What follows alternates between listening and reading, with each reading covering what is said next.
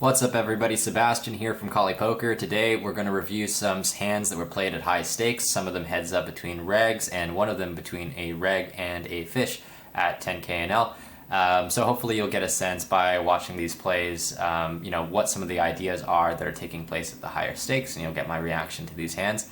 Sorry I haven't posted in a while. I intend to have some cool guests on the channel very soon, so please subscribe and stay tuned for that. Without further ado, please enjoy. Okay, so the first hand we're going to look at is heads up between C Llama and Llinus at 20k. C Llama makes a standard open to 2.5, and Llinus calls. And C Llama bets quarter pot, which I'm going to guess is a range bet on this board. Even in a 6-max game, the pre-flop raiser would have this board very, very locked up. But particularly heads up, big blind is missing even more of that top of range, even missing some 10x. So just a spot where you can bet range, and I don't think there's very much EV regret in doing so. It could be a split, but unlikely. And the turn is a really interesting card. This would be a turn, I think, naturally in 6-max you would play a lot of checks. But C Llama does something really interesting here and goes for a continuation bet of, again, what looks to be just about quarter pot. It was difficult for me to know what to make of this at first glance. I think I guess Llinus is going to check raise a decent chunk of trips on the flop, and Llinus is also missing the really straightforward continues with hands like Queen Jack, even Queen Jack offsuit at a pretty high frequency, and then missing all of King Queen because it's heads up. And so I think the idea here is basically just that C Llama is value betting, King High is a slam dunk value bet, Queen High is kind of like a borderline value bet off of chops, and he can just kind of bet the bottom of range as well because he just has so much value in the form also of jacks, queens, and kings, and then all of the boats. So Llinus continues, and I assume Llinus's continues are going to have to contain an overcard like a king or a queen here, or trips. There are no pairs Llinus can have. You can't have jacks, can't have queens, and can't have kings. And then Llinus goes for a very fancy play here on the river. Llinus donks for 10% pot. And so I think the idea here is that after Llinus calls the turn bet, Llinus has some top of range, he will have some boats, and he has some king high and some queen high that's improved to a pair. Llama has all of those hands as well, but Llama has all of the bottom of range that's going to check back and try to chop. So that's going to be hands like 6-4 offsuit and things like that. And this bet is very, very close to the same thing as check, right? It's less than a 10% pot bet. And what it does is it just puts pressure on the hands that Llama would probably reluctantly check back in order to try to chop. But it's a difficult spot to try to range people here. I guess like maybe Llinus for bluffs could have something like a jack high that floated that's now bluffing off a chop. But he gets to bet so small because it's very, very difficult for him to have anything worse than king high here. And Llama calls, I would presume, fairly quickly. And they do chop the pot, king high versus king high. So this is this is heads up for you. Value betting king high, 2 streets, and then someone value betting it back against you on the river. So this is a pretty cute hand. We'll look at one other hand here played between C Llama and Llinus. I'm a big fan of this one. So Llinus opens, C Llama 3 bets to 10 big blinds, and Llinus calls. C Llama goes for a third pot bet, which this sizing would be a bit of an inaccuracy, I think, in a 6-max like small blind versus button type formation, but in this case the ranges are so wide that C Llama has a lot of like pocket 7s, 8x that are still worth a small bet, and so they don't really brick as often as they would in a 6-max game where you mostly have overcards and overpairs. And so a smaller bet at a high frequency is totally reasonable. And facing this small bet, Llinus decides to raise. This is going to be not it's going to be a bit of a sideline, but something that definitely happens in theory. Basically, I think the idea is just that if you always call, Llama just gets too good of a chance to realize equity with all of the nonsense in the range, right? Things like King 10 offsuit and, you know, Ace 3 suited and all of this stuff. And so, you know, raising at some frequency forces Llama not to play his entire range as a bet. From Llama's perspective here, it's pretty clear what all of your range wants to do on the flop, but very difficult to navigate turns. So if you have something like 10s, jacks, even queens here, I think there's really only one logical play, which is to raise. These hands are basically always putting the money in. They are so massively ahead of any of the raises that Llinus has for value. They deny a lot of equity by raising, and you're out of position, and you know, Llinus gets to check back if you call with those hands most of the time. So it's pretty clear that if you have an overpair here, you're going to raise. And then similarly with the strong draw, you know, it's just you get to realize all of your equity when you raise, so raising is very tempting.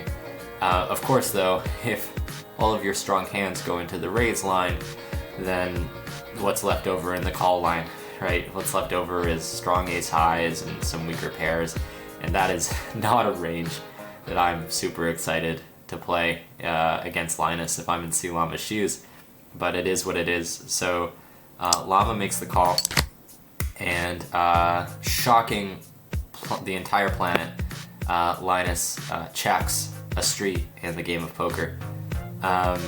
And on the river, Llama checks again. I'm trying to think what hands here would make really natural checks. I guess hands like King 8, Queen 8 suited, Ace 8, I suppose a 9 as well. Yeah, I guess there are a lot of natural checks. It's difficult for me to guess what the threshold here would be for a very small block size, between 10 and 25%. Probably something between something like a strong top pair or a weak 2 pair, I think is reasonable to block and then mix facing a jam. I guess 7x probably favoring Llinus marginally, but it's actually not very clear. And then Llinus goes for the jam, and I think facing the check on river from Llama, you can't be terrified of them having a 7.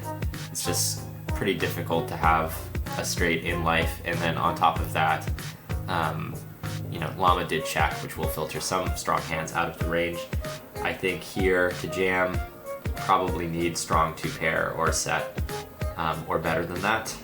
And in Llama's shoes, it's difficult to think, well, what hand's bricked. I mean, something like 7-6 obviously improved, something like Queen Jack obviously improved, something like Jack 7 obviously improved, and then hands like Jack 10, Queen 10, King 10, they wouldn't jam. They, you know, they would be bluffs on the river, but they would be too strong to jam as a bluff. And so you have to come up with bluffs in Llinus' shoes here. And of course, this guy is capable of coming up with bluffs, but it's just a little bit tough to find them.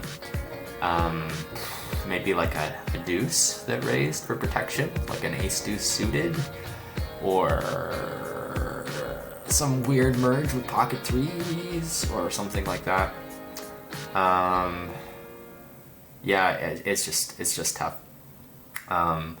Given that it is Llinus, I wouldn't be shocked if Llama just rolled his eyes and randomized with his bluff catcher, but he does decide on fold in this instance, and Llinus shows, actually we have access to his hold cards. He shows King Jack off, specifically the King of Spades and the Jack of Hearts. So King of Spades and Jack of Hearts on the flop, I guess, blocks some of the continues either by raise or 3-bet in the form of like, you know, well, the Jack blocks like Jack 10 of Spades, and the King of Hearts is going to block some bluffs or some continues like King Queen of Hearts. And then on the turn, I think a lot of players, myself included, would be tempted just to triple barrel here because you raised your hand, it doesn't win at showdown, and it just improved in equity. So like, you know, but it's very wise of him to find the check back here with an open ender that's also drawing to the nuts. It's just too big a disaster. if you bet smaller and get jammed on, you could jam yourself, and that would probably be what I would be tempted to do. But you know, it's just savvy to have some checks to realize equity. And then also the added benefit of playing as solid as he does is that you get to rivers like this, and it's very, very difficult to think of what bluffs you have, but because his range is so diversified across all the possible nodes, he does find one. So thank God I don't play Llinus, man. Anyways. Okay, we'll wrap up with some 6 max, which is probably more familiar for most of you. This hand was requested by someone on Reddit when I asked if anyone had recommendations. So we get an open. I don't know who any of these people are, by the way, but I'm going to assume that Milox 80 is the spot at the table. Either that or a reg with a really wacky strategy, but more likely a fish. The min raise doesn't really accomplish anything as a 3-bet. Raising to 4.4 big blinds total is just not going to make Sonny have any difficult decisions with any hand in his range. And if you have a marginal hand, it allows Sonny to raise and either get value or deny equity when you have a marginal hand. So usually if a fish does this, really doesn't matter the stake. They either have a hand that's worth exactly this much, or they want you to think they have a hand worth exactly this much. But either way, the net result is you can just call and realize your equity with lots and lots of hands, and it's not very good. We get a cold 4-bet from Satlit N. Yeah, the cold 4-bet size to, what is this, 13 big blinds. I think versus the fish, maybe you could go a bit bigger, but what do I know? And Sonny folds, Milox calls, and we get Ace King 8 two-tone board. So with the exception that Milox's range is perhaps a bit different than a normal 3-bet range, this is very, very, very tight formation. Obviously Satlit N smashes this board. They have aces pure and pocket kings pure and ace king pure, and Milox is going to have some ace king maybe, but no kings or aces realistically, or very little. They're going to have a lot of hands that can only withstand a little pressure in the form of things like 9s, 10s, jacks, jack 10 suited, queen jack suited, 6-5 suited, 7-6 suited, stuff like that are going to fold to 1 or 2 barrels. And then, you know, even if you face a triple with a hand like ace 10, if the board bricks out, you're probably calling, but it's not a super high EV spot because that hand doesn't really beat any value. So Saturn starts with a really, really small bet, and here he's basically saying that he or she is saying that they're basically betting range, or they're they're going as thin as pocket queens here for value, and they're just going to bet any 2 cards basically. So this just allows them to kind of clean up their range and not have to make any decisions that someone can get reads against. Milox calls, and on the turn, if you think about Saturn's range here, so I'll just level with you about what's going on. Saturn has pocket jacks and Milox has ace queen. So in Milox's shoes, you're pretty close to top of range. You're never folding on a brick, and you're probably never folding even on some flush completers. And so Saturn with pocket jacks here, the formation is very tight because it's under the gun open, button 3-bet, and small blind cold 4-bet. And so there will not be hands like pocket 9s in Saturn's range. There will be hands like king queen suited, and there will be pocket queens. But it is difficult to think of a hand that Saturn can have that is worse than pocket jacks. And so for that reason, I think the person who recommended this hand was a bit confused as to why Saturn bet. Saturn turns pocket jacks into a bluff. And at the end of the day, if you have very few bluffs to pick from, you just can't be very picky. And in addition to that, pocket jacks is just never realistically going to win at showdown, or should basically never win at showdown, or if it does, it's worth some tiny fraction of the pot, because Milox is either going to value bet, bluff, and force you to fold, or they're going to maybe check down like a king or queens, maybe queens, and that would lose. Your jacks would lose. So Saturn decides to start bluffing. and is a god and binks the river, and Satin jams. Definitely not too thin for anyone who's worrying about something like that. I would probably not jam ace queen here because of how tight the formation is, but anything stronger than that I think is good enough to put the money in by jamming. Ace queen could jam too, probably. Really only beating ace 10, ace 5 suited. It's pretty close. Maybe not. And but it's also just a fish, right? So I assume it's a fish, and that means that maybe you go a bit wider for value than otherwise. But either way, jacks is just a slam dunk bet, and Milox calls. So the only two interesting decisions, in my opinion, on this hand is one, what sizing to cold 4-bet pre-flop. One disadvantage of cold 4-betting too large here is that Sonny potentially jams over the top, and this is going to really suck with you for some of the hands in your range. Additionally, you know, if Milox's size here means that you actually have fold equity when you go smaller, you do get a better price if you have a hand where you're rooting for Milox to fold, like King Jack suited, King Queen suited. But usually, I think as a rule of thumb, if someone is making decisions that are this concretely egregious, you know, if they don't know how to 3-bet, then they just don't really know what's going on. And if that's what's happening, then I think you should just kind of do what your hand wants to do against the player. And Sonny is going to get reads on you, but most of the time it's going to be a hand between you and Milox. So I probably would have gone at least 4x as my cold 4-bet. Just my opinion. And then obviously the hand is a really good bluff candidate on the turn, but you also have to ask if this is the kind of fish where bluffing is good. And if it is, then you should bet. And if it's not, then you shouldn't. And, you know, for the most part, recreational players think in terms of absolute hand strength. It's difficult to let go of a hand like middle pair, and it's almost impossible to let go of a hand like top pair if you're a recreational player most of the time. You know, you're playing these guys at 10k and you have a top pair, like, whoa, top pair, I'm gonna call, right? And so, and you have king queen and you're like, oh, I feel like calling, so I'm gonna call.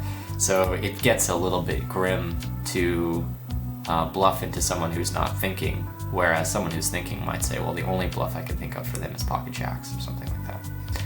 For that reason, I think, based on history, there could be an argument for just getting out of line and giving up, but the bet does make lots of sense. And then river, you know, you could consider checking on the river, but I think it would be a mistake.